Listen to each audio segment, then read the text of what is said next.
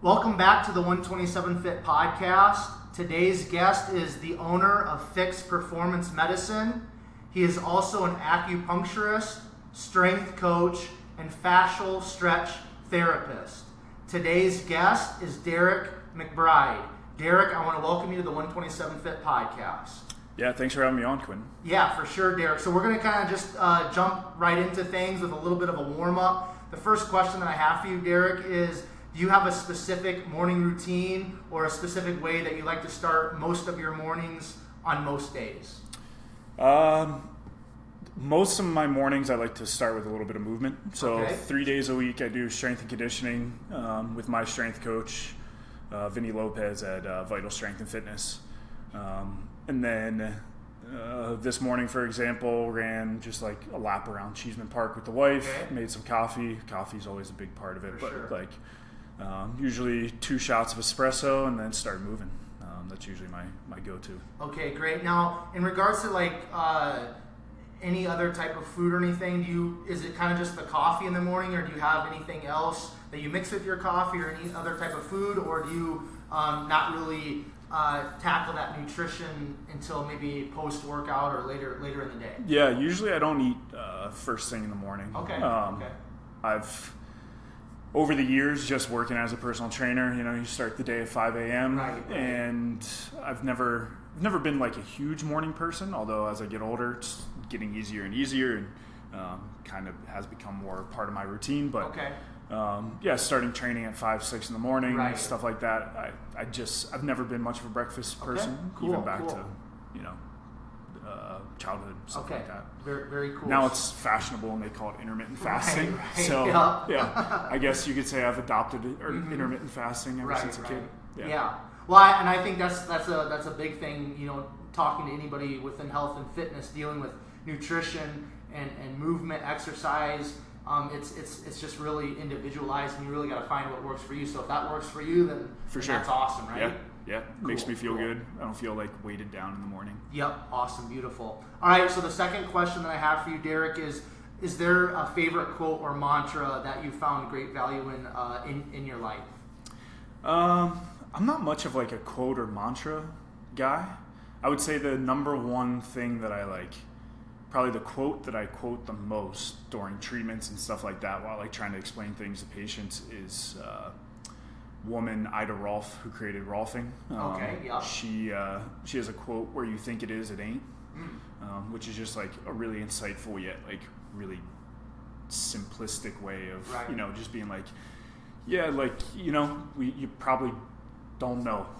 There's a lot of stuff that we don't know, and it's not always what it appears to be.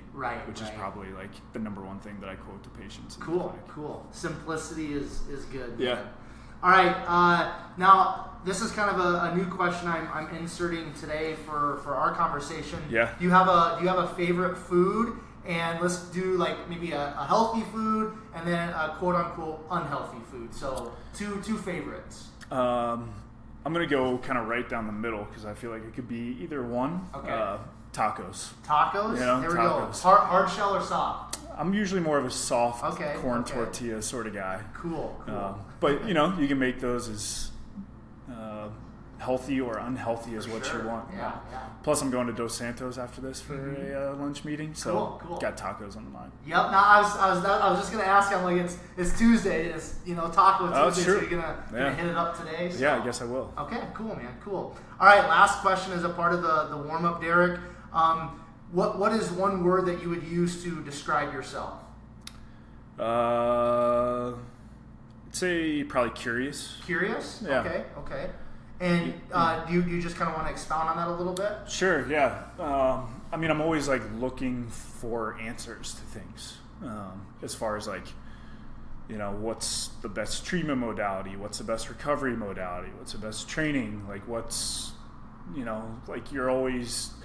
Everyone comes in with a story, and I'm trying to figure out what, based off of their story and what off their objective kind of findings that I figure out in clinic, how all those things piece together, what's important, what's not. And that just leads to more and more uncertainty, which leads to more and more questions. So I would just say I'm like constantly asking questions, and constantly trying to search for answers. And getting less and less answers along the way. Right. Yeah. And that's something that I've learned as I've kind of grown up and walking through life is, as soon as you you think you've arrived or you think you figure something out, it's like there's a lot more to learn, right? For sure. Yeah.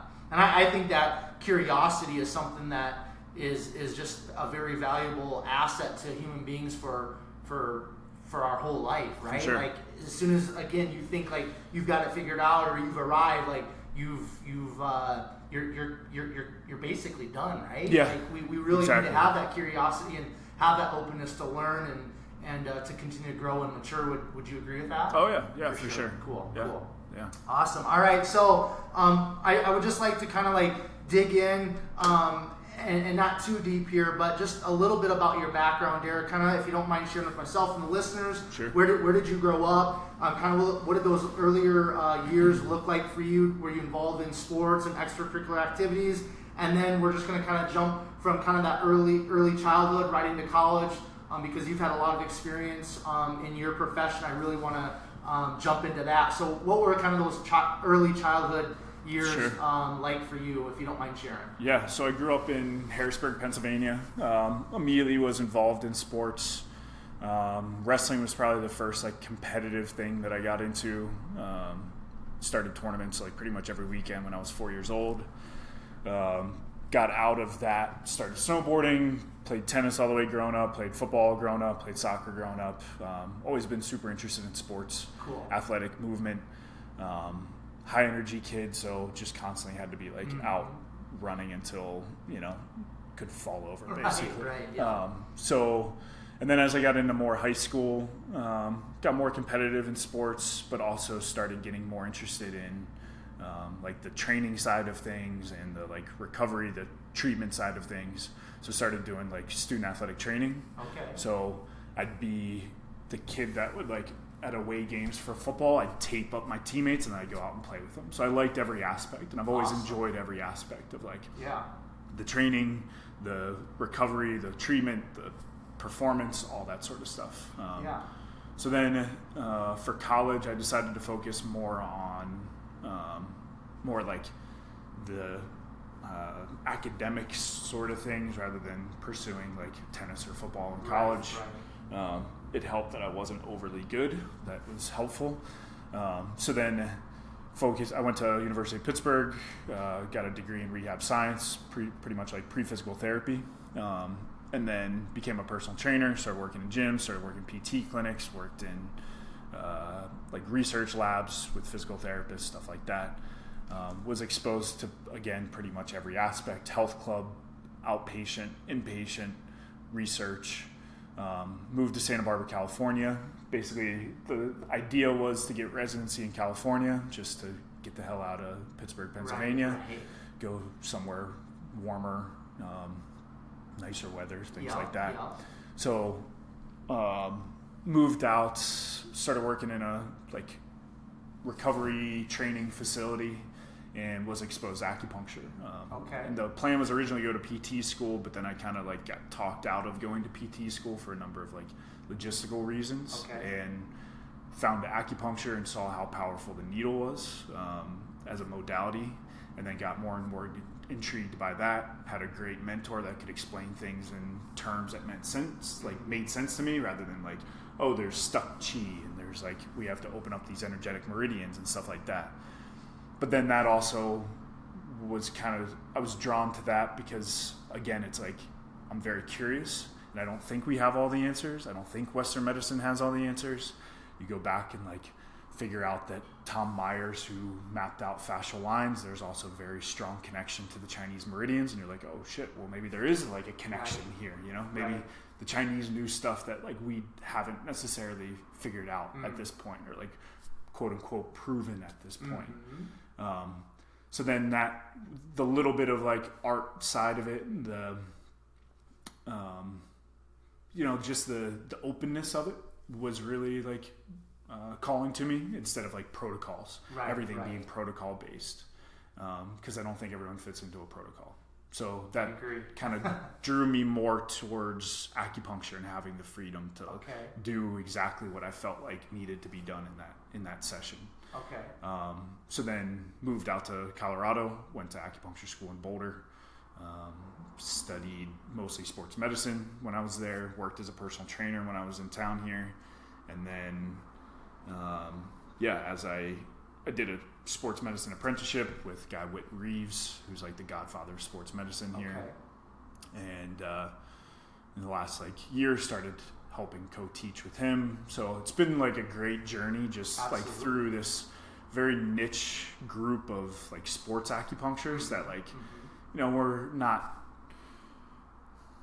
we enjoy the traditional classical side of things, but we also want a little bit more foundation to our treatment rather than like just pure faith that the classical texts are telling us everything that we need to know. So that's been a really fun group for me to be a part of, where it's just like, okay, well, maybe there are some certain things that we don't necessarily understand about distal points to help with headaches by needling a point down in the hand. But now, like through neuropuncture research, they're able to figure out that does have a connection to deep parts within the brain, like the lateral part of the head and like all that sort of stuff.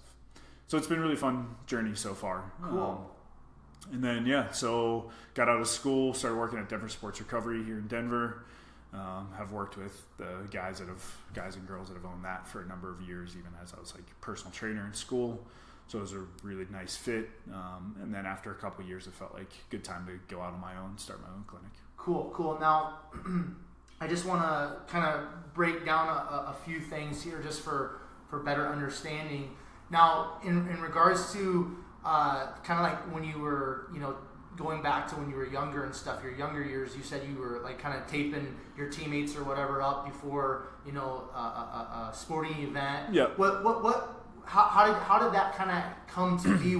Did you see something maybe on TV, an athletic trainer on TV, or was it just something that just kind of happened and you fell into it and you really enjoyed it? How did that kind of come to be, if you don't mind sharing? So, being an athlete, you're like kind of in and out of the athletic training room, start asking questions, start shadowing, and then kind of took an internship. Basically, is like we had a program where you could be a student athletic trainer. And this was in high school? Mm-hmm. Oh, wow, that's cool. So the athletic trainer would train. We had a pretty small high school, graduated like 180 or something. He couldn't travel to. There was only one athletic trainer for the whole school, and he couldn't travel to all the away games and stuff like that. So he would train student athletic trainers to go and help with just some basic stuff. And I started just learning some different things. He showed me how to tape, like say sprained ankles or whatever. So he taught me the taping techniques, and then I would just be able to go and do that. And like, if someone got banged up, I could do some like really basic, like trauma assessment sort of stuff, and then pass it off onto the other like actual athletic trainers that were there. Yeah, that's really cool. I mean, I've never really heard of a high school, have that type of an opportunity. So that's a super positive opportunity. It was kind of got you your start in the profession that you're kind of still in, for sure, so to speak. Yeah. So great. All right. So now you got into acupuncture and stuff, and I just want to have you kind of break down what acupuncture is. But before you do that, when you moved out to Santa Barbara and stuff, was there some sort of like spiritual side of things in regards to acupuncture and kind of that season out in Santa Barbara for you, kind of along with everything else that you were learning professionally? Yeah, for sure. I think it kind of comes back into, I don't think we know everything. Right. So there was that like bit of uncertainty that's kind of explained through just observing patterns in traditional medicine was really enticing to me. And I've always been, drawn to the outdoors. I've always been drawn to plant medicines. I've always been drawn to,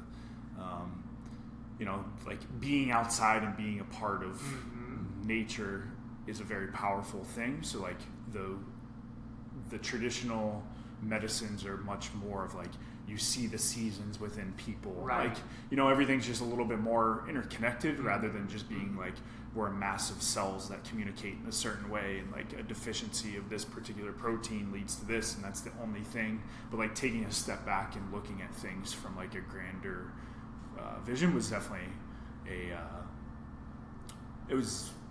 it enticed me. It was a romantic idea to me, but also a very logical idea to me. Okay. So that experience in Santa Barbara and stuff, and kind of you going through that experience, was it a type of kind of like a personal awakening for you, kind of just stepping into something new and different? For sure. Or? Yeah, okay. For sure. Yeah, all my background had been kind of Western medicine based. Right. Was not exposed to acupuncture in Pittsburgh or in Harrisburg. It was actually it wasn't really an option, it wasn't even known as an option. Okay. When I was getting my transcripts from Pitt to go to apply to acupuncture school, I told my my academic advisor from the rehab science school, who I knew pretty well, what I was going for, and she was like, wow, that's incredible. I didn't even think that was an option for our students. Wow. So they had me interview for an article and basically like present to the students at the time that like there's another option aside from just PT, OT, and PA, but there's these other routes that you can kind of like explore too. And it was kind of interesting because I had a bunch of students from Pitt reach out and say like what does this mean? Like, just kind of like the beginning questions where you're intrigued, but you're like, but what is actually going on? What are we talking about here? Like, what do you mean by energy and like all that sort of stuff? Which, cool. I don't speak a whole lot in those terms particularly like to patients, unless if they're like curious about things. Right. Because there are other ways that I know that I can describe things that is going to make more sense to people of our culture. Yeah. Okay, so let's if you don't mind, break down a little bit for myself and the listeners, kind of like what acupuncture is and why would somebody want to get acupuncture done? Because I mean, we hear the word out there, especially when you're in health and fitness, you hear about acupuncture. I'm pretty confident there's different techniques and different lingo and all that. For sure. But kind of just like your experience with the type of acupuncture that you practice in your clinic and in your business, just kind of like what does that look like? But what is acupuncture, first of all, kind of just in a general speak? Yeah, so acupuncture is the use of like single-use, sterile, filiform, solid form needles. Okay. So they're very thin needles. You can tie them in knots.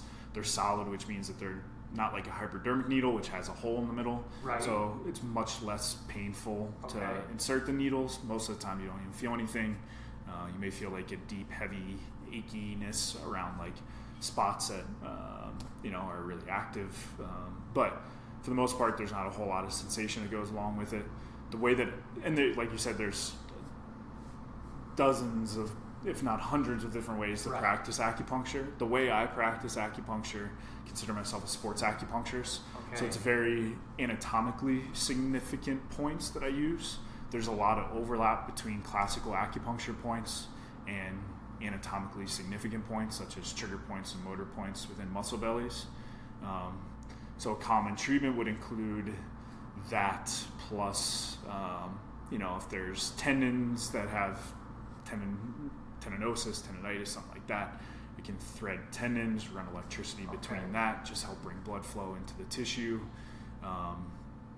Acupuncture works under a bunch of different mechanisms, mechanical mechanisms of like resetting tissue, creating micro trauma that creates like an inflammatory response and capillary growth in that area.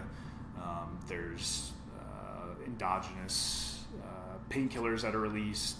There's stem cells that are released. There's a whole slew of immune response that happens. It helps remap the brain as far as like brain patterning or pain patterning and stuff like that within the brain for chronic pain. So I use it mostly for pain, for injuries. Use it for concussions, things like that. So that's mostly the realm in which I use it for. It can be used for anxiety. It can be used for sleep. Sleep it works really well for. You can use it for digestive issues. It's a whole system in itself of treating things. There are certain things that I probably want to recommend it for. Like if you have a viral infection or like a bacterial infection, you should maybe consider going to get some antibiotics, stuff like that. But as far as pain, things like that, obviously I'm hugely biased, but I don't think there's a better modality. And that comes from years of being in the field and being exposed to laser therapy and, saunas and electrical stim and manual release and all that sort of stuff. All those things are valuable. I use a lot of those things in the clinic, but as far as like, if I had one tool that I could only use for the rest of the time, it would be the needle, for sure. Okay, cool. And then, too, the thing that I really like about it is, like, you can get better at it. Once I started working in a PT clinic, I've never gotten better at using an ultrasound machine. Once you learn how to use the ultrasound machine, so, kind of like what we were talking about before, there's no, like, room for growth there. Mm-hmm. With the needle, you can always get better. You can always get more precise. So selfishly, that also feeds into, like, desires that I have of, like, always being able to improve. If I don't get the outcome that I want, like, maybe there's something that I can improve with my treatment style, my treatment technique, as opposed to, well, if you didn't get better from me sticking these pads on your shoulder and then running some ultrasound, like, let's just keep doing it. Hopefully it gets better, Right, for sure. So, the needle is by far my favorite treatment modality. As I get more experience with it, it gets more and more exciting. I've recently challenged myself to using like thinner gauge needles, which are much less uncomfortable for the patient. I can feel a lot more through the needle to know exactly where I am throughout the different layers of soft tissue. And it's just a really cool experience. You kind of get like, you use the tip of the needle as almost like a camera within the tissue, like based off of where you want to be. If I want to be closer to a tendon, like I know as it gets stickier, then I'm closer to that tendinous sheath and things like that. So I know where I'm supposed to be by kind of getting to know what it feels like at the end of that. So it sounds like you become almost like a surgeon, like in maybe like a hospital setting, to get so kind of precise, and you know the anatomy of the body so well, and certain feelings. Is totally. That kind of fair to say? That's the goal. Cool. That's the goal. And I've learned that a lot through my mentor, Whit Reeves. He's very adamant about like very precisely placed needles. And if you know where you are and you know what tissues, if you can diagnose what tissues you need to treat and you know how to needle those tissues very effectively, you're going to get great results. And that's for sure the case. I appreciate you explaining all of that in detail, because there's a lot to kind of try to grasp with all that. I know my older sister, she's had some reoccurring back pain, and she's recently gone to a acupuncturist, and she's like, it's amazing. I think she's gone back several times, but she is very adamant about the benefits she's seen or felt, however you want to word that, through acupuncture. Yeah. So that's great. Now, would you, and we're gonna dig a little bit more into some other things that you do, Derrick, within your profession, within your business, but would you consider yourself like kind of first and foremost an acupuncturist, and then kind of everything else comes from there, or is that just a part of kind of who you are? I'd say it's kind of a part. I'd say first and foremost, I'm someone that changes movement patterns for the better. Okay, cool.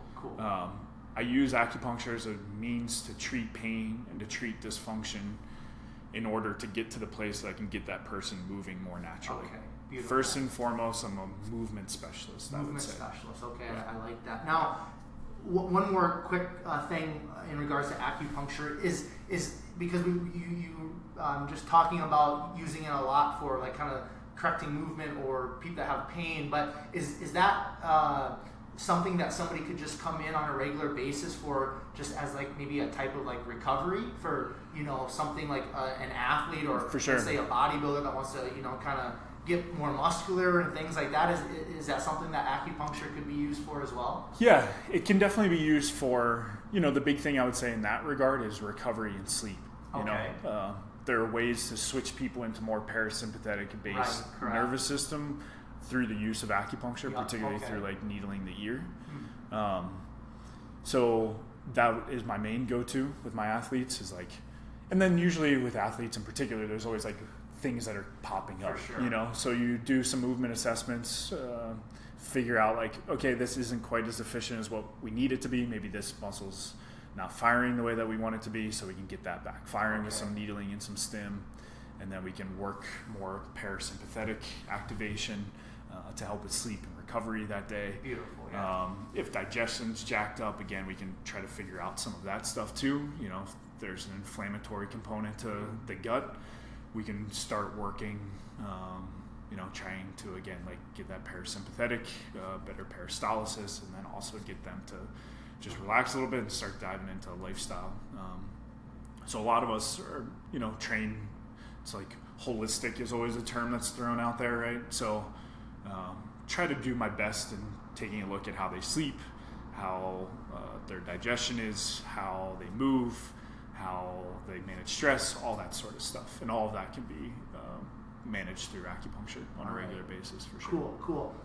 Now, I want to discuss a little bit in regards to you being a fascial stretch therapist. I recently have been going to a physical therapist who owns a gym that I train at, and she's just been doing more kind of like just static stretching and kind of some movement stretching, and it's just been awesome for me. Sure. So first of all, what is fascia, or what is fascial stretching, maybe compared to like what most of us are kind of used to in regards to like static stretching? Sure. Would you be able to maybe just break that down a little bit? But then also in regards to just, correct movement patterns for a normal person and athletes, what is the importance and the value in getting regular stretching or stretching maybe on your own? Yeah.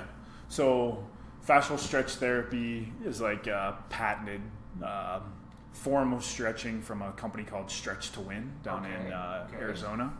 So Ann and Chris Frederick are the ones that created this type of stretching. There's a lot. It's a very specific kind of form and like way of doing it. But there's certainly a lot of overlap. So fascial stretch therapy, like the main premise is we're thinking about opening up big fascial lines. So these are kind of based off of Tom Meyer's fascial lines that he mapped out of these big connective tissue swaths that allow for force transfer within the body, basically. And it's this matrix of connective tissue, like collagen fibers, stuff like that. So it's basically like an example is superficial backline, which runs from like plantar fascia, Achilles, calf, hamstring, up through the glute, along the erector spinae, traps, along the skull, and then terminates at the eyebrow, basically. Wow. And that's one connective tissue line. So what may look like a normal hamstring stretch, I'm providing traction to the hip joint. So I'm actually like kind of pulling up on the heel a little bit as I do like a quote unquote hamstring stretch. And it's assisted stretching, so the patient's laying on the table. I'm doing all the work. But providing that little bit of traction, the patient can feel that stretch no longer stop at the hamstring and the glute, but it actually will travel up the line. And they can feel it in the back, and they can feel it in the mid-back if they're super tight and things like that. You still feel the hamstring stretch, but it's not stopped at the certain joint. So we're creating space within the hip capsule in that scenario. So about 41, 43%, depending on the sources you look at, of the mobility is wrapped up within the joint capsule. So if we can create a little bit more fluidity to the joint capsule and then create space along those fascial lines, we'll create more mobility rather than just stretching a particular muscle. And that works better to you're never not stretching muscle, you're never not stretching fascia anytime that you're doing a stretch. It's all interconnected, right? Along with the nervous system and the Golgi tendon organs and muscle spindles and all that sort of stuff. Which is another main component with them. It's very again, trying to get that person into parasympathetic, trying to get their nervous system to relax. A lot of PNF stretching is done during the session to try to, again, kind of trick the reflexive components of muscle spindles and things like that to not be able to resist that stretch. So it's just like a kind of full body. I rarely ever do a full hour of the fascial stretch. You can get that done. I mostly use it as I kind of call it my smoothing over tool. So it's kind of like my waxing tool. I'll needle, I'll do some cupping, I'll do some gua sha, I'll do some stim, and then I'll finish with some fascial stretch to kind of smooth everything out. I always joke it's the nicest thing I do to people, and it's the thing that I do to them to prove that I'm not a monster, and then they leave and they're like, hey, damn, I actually feel pretty good. Like, that dude was all right. He stretched me out at the end, rather than like just hammering people with needles and kicking them out. So it's a really great modality. People use it for recovery. It's used all throughout the NFL, throughout the NBA. Really big in the NFL. Almost every team has a stretch therapist that travels with them. So it's a great recovery tool. If the person is limited in mobility, it's obviously something that they should be getting done regularly. For sure. If, I have some, say, gymnasts or yogis that are hypermobile, they probably don't need a ton of fascial stretch. I need to load them with some kettlebells or something like that to get them stronger and create a little bit more stability throughout their nervous system, as opposed to creating space, Now, what would be the difference then for somebody, to get just do static stretching, on their own, as opposed to having somebody do this fascial stretching? What is kind of the difference, just for the listeners, specifically probably on my end, that are just kind of mind blown right now? They're like, oh, okay, what is fascia? What is so what? Just simply, to the best that you can, just the difference between kind of what we see somebody do in the gym, bending over, trying to touch their toes to stretch their hamstrings, as opposed to coming in and visiting a professional like you and getting this fascial stretch done. Sure. Yeah. So I get that question all the time, while I'm stretching someone, and they're like, man, this feels incredible. How do I do this on my own? And it's not a sales tactic. You just cannot do it on your own. Okay. Because you can't provide the traction to the joints. Right. You can't, while stretching your own hamstring, if you're envisioning stretching your own hamstring, it's really difficult to also apply force up to create space within the hip capsule while also pulling the leg down.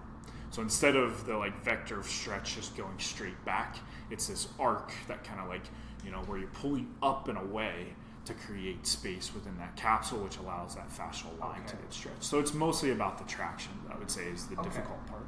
Because you can do PNF on your own.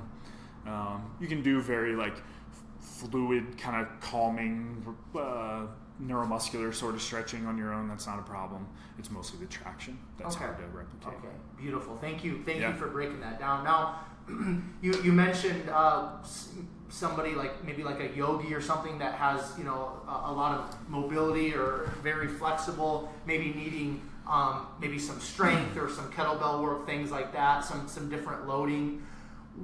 So moving from kind of the acupuncture and the importance of kind of the stretching, what is the importance for all of us in regards to strength? So strength, I think it's Dan John that has a nice little quote. I guess I am more of a quote guy than I thought, but he's got a quote that no one has ever gotten injured from being too strong. Right. So being less mobile or being too strong in one place versus another, yes, but in general, strength is always a good thing. For sure.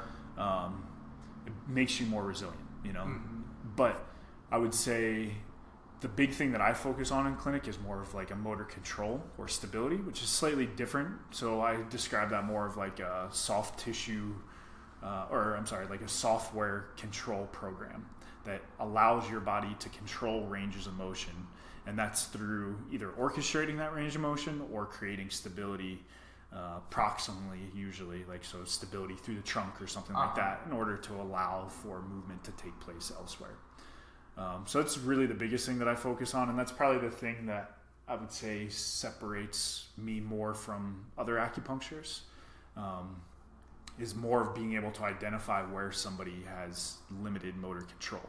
So that would be, they would experience that as tightness, right? So this is your classic yogi that comes in and complains of tight, quote unquote, tight hamstrings, even though they can bring their head down into their knees. Right. They can bring their head down to their knees, the hamstring is not tight.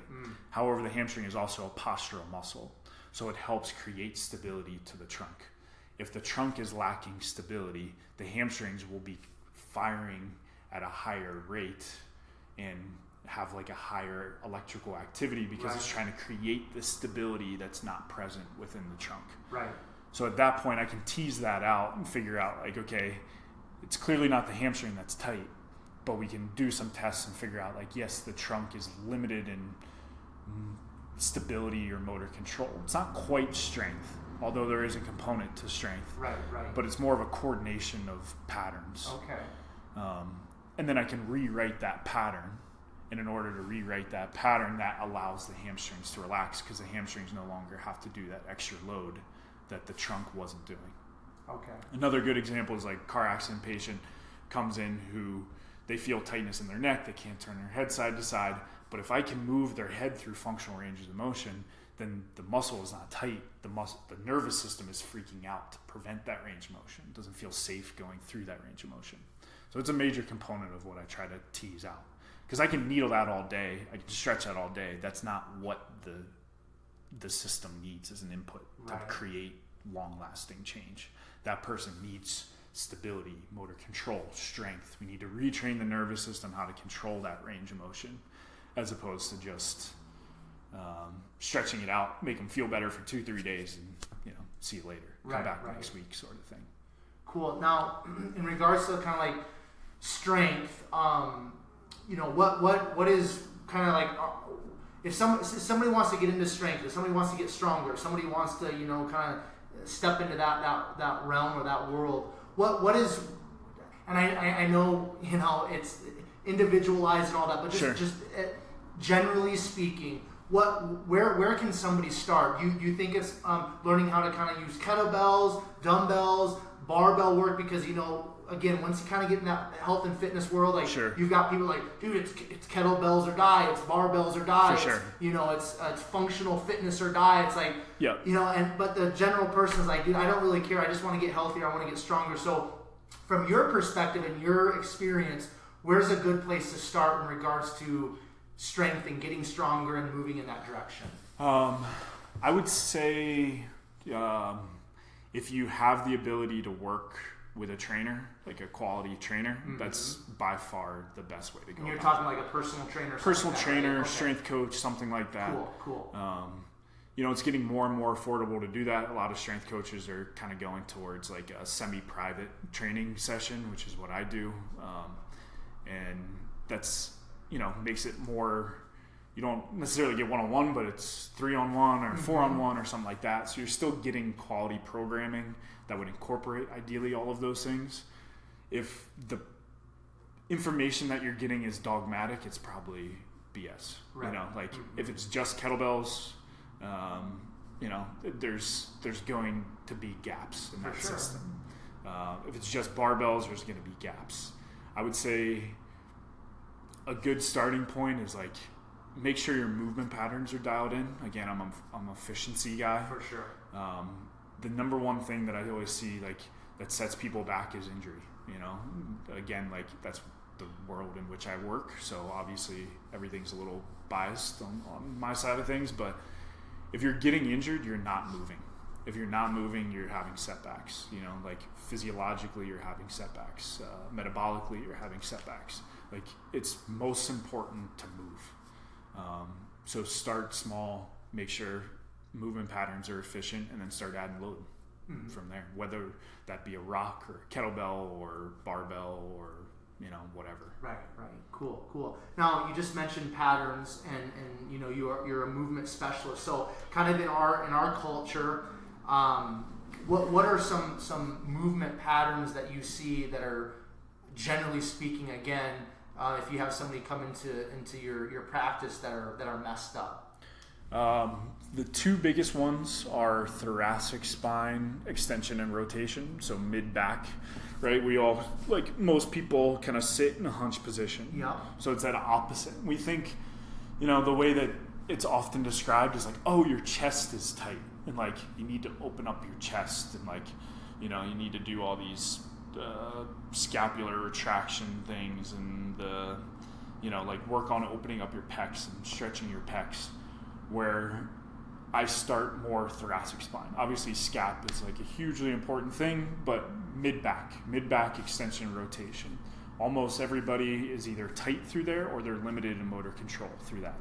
So that pattern mostly meaning standing upright and twisting side to side. Most of our rotation throughout the spine comes from mid-back. Right. Okay. So if that moves well, it's going to take a lot of stress off the low back. It takes a lot of stress off the neck.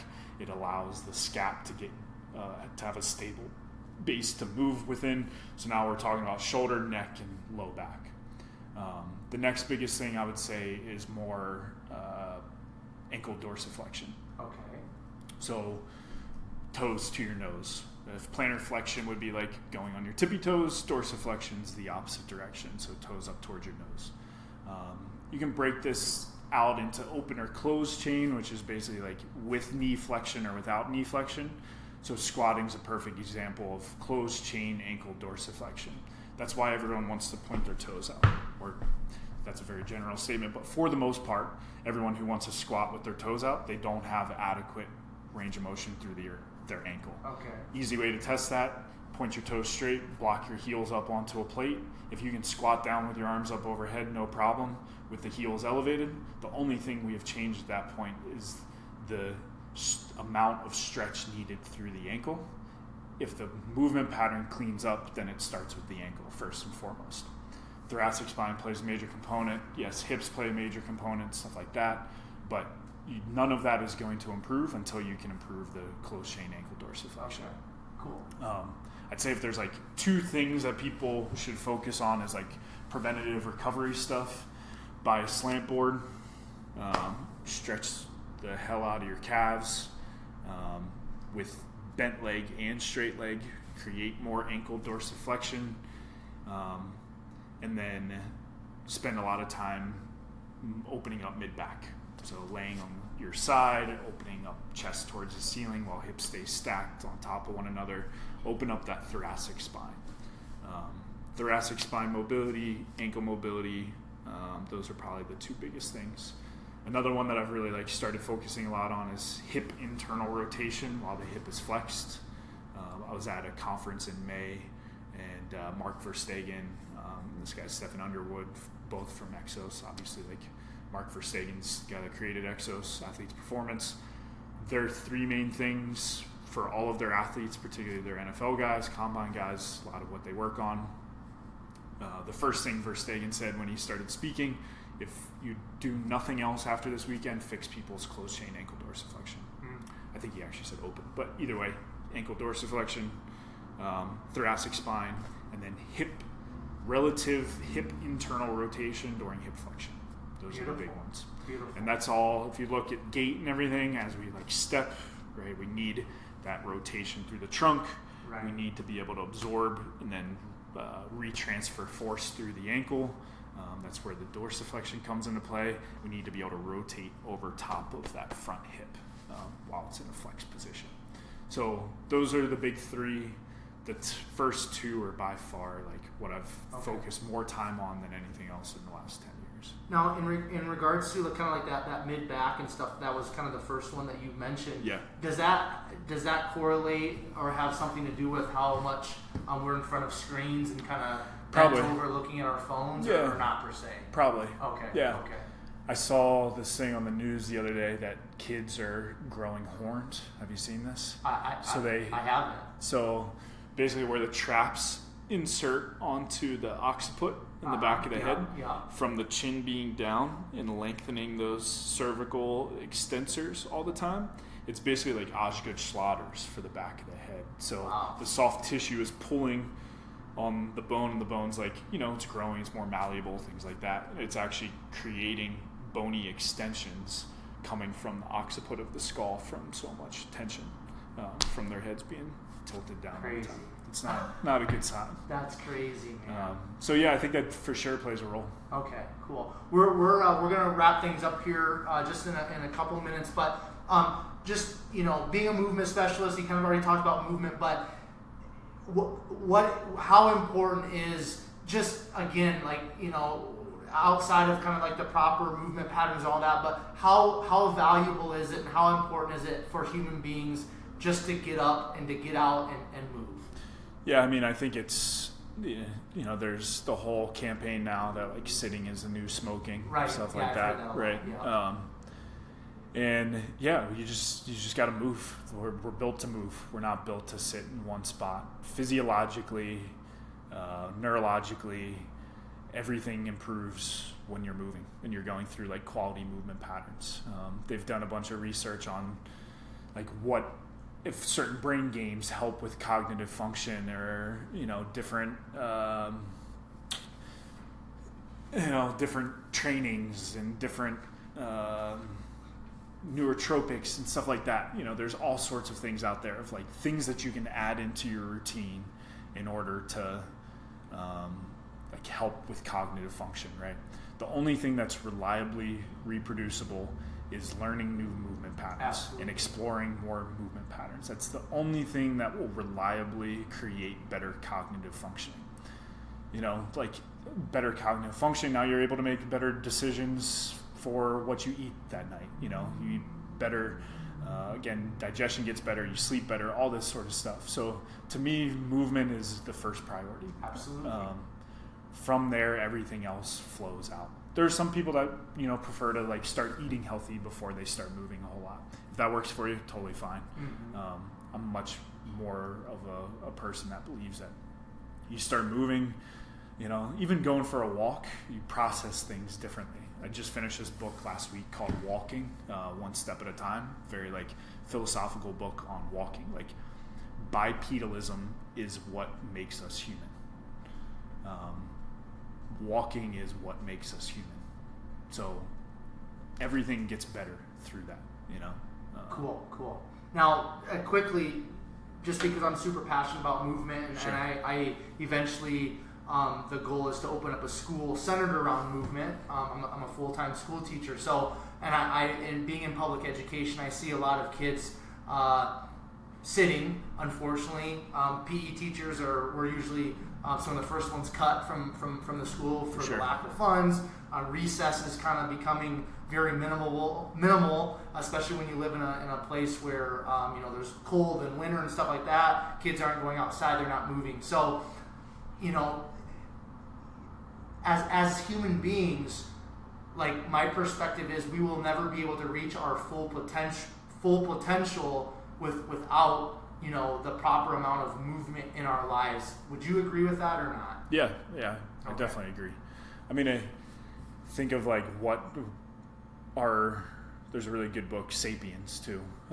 And it's all about like the history of Homo sapiens. And it starts with the migration, right? Like the expansion of our species started by expanding out. And we were able to do that through like communication and language and all that sort of stuff, and hunting and bipedalism and all that. But it starts with movement. Like the history of our species starts with movement. That's beautiful. And if we stop moving, it's probably going to be the end of our species. Right. Cool. All right. Well, that just, because I get so passionate about that. So to have a professional like you, Derrick, kind of agree, that just kind of gets me even more fired up. But sure. The last question that I have for you to kind of wrap up today's conversation, Derrick, is what lights you up? What excites you? Kind of what fires you up? Personally, like exploring movement, Okay. through climbing, through skiing, through snowboarding, mountain biking. Getting outside and moving is what I live for sure. Being a part of the natural environment and feeling like going back to, again, moving within that natural environment, becoming a part of it through hunting, through fishing, through movement. That's definitely what I live for. Cool. All right. So, Derrick, I just want to thank you for your time today and just breaking down some awesome stuff, kind of like who you are and just kind of your profession, what you're involved with. If somebody wants to reach out to you and maybe follow along your journey or learn more about kind of what you have to offer in regards to your business, your practices, how can somebody connect with you and find out more about you? So website, I have a personal website, DerrickMcBride.com, DerrickMcBride. And then my business website is FixPM, Fix for short for performancemedicine.com, FIXPM.com. I've got social media. I don't do a whole lot with social media. It just feels like a waste of time for me. For sure. So I don't do a ton with that, but I'm definitely on there posting pictures of fish that I catch, or my dog rolling in something, or something like that. That's Instagram handle is _acupuncturist. And then, I've got Facebook, that sort of stuff. I don't really tweet or do Twitter or anything like that. But definitely email submission through either one of the websites is probably the easiest way to get a hold of me. Awesome. And for you listeners out there, I will have Derrick's Instagram in the show notes, so you can just kind of click on that link and find that. So listeners, I just want to thank you again for tuning into the 127 Fit podcast with Derrick and myself today. Greatly appreciate your time. If you would like to find out more about me, follow along my journey, listen to more of the podcast episodes, things of that nature, you can find me on Instagram. It's at 127fitness. My personal Instagram is at QVars.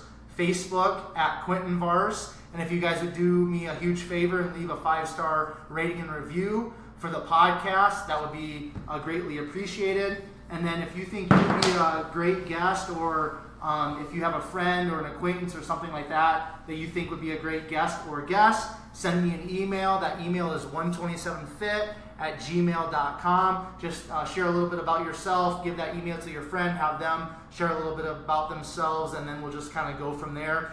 If you're finding, which I know you are, great value in this podcast and maybe a specific episode, if you just begin to share that episode or episodes on your Facebook stories, your Instagram stories, that would be awesome. And please use the hashtag #BeSomeoneToFollow. That would be greatly appreciated. Then per the usual, I will leave you with Proverbs 24:10, which states, if you faint in the day of adversity, your strength is small. This time until next time, I will catch you guys later.